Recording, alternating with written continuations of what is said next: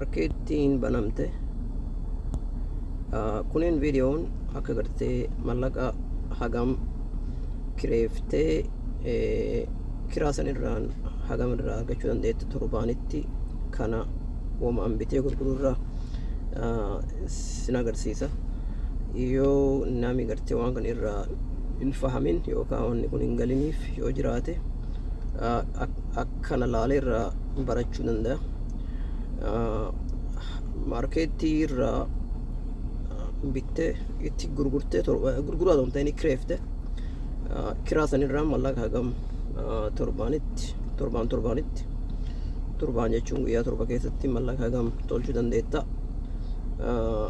Kan amma godhe kanarra waan nam torbaan kana keessatti guyyaa lama keessatti Friday keessatti ka'ee kan arra gurgure guyyaa Friday keessatti mallaqa hagamitti bankiitti naqama kan irraa argachuu danda'u isin agarsiisa. Amma kaalkuleetara barbaanna.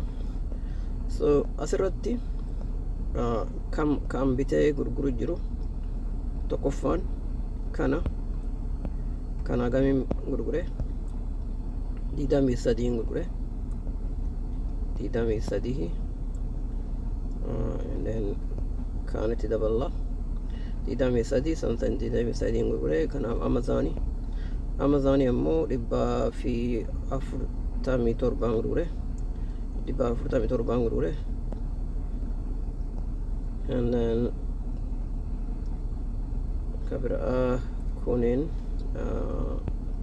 hagamiin gurgure kana 600 gurgure 600 gurgure 600 daballi 600 and then kait anu kana 750 gurgure 750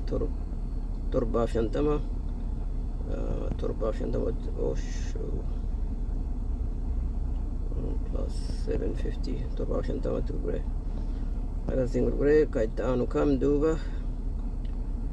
kait anu sanirratti kana hagamiin gurgure 395 gurgure 395 gurgure kabira agasuma bes torbaan kanaaf. So torbaan kana keessatti gurgurri akkana fakkaatti duuba laali yoo waan amma torbaan kana keessatti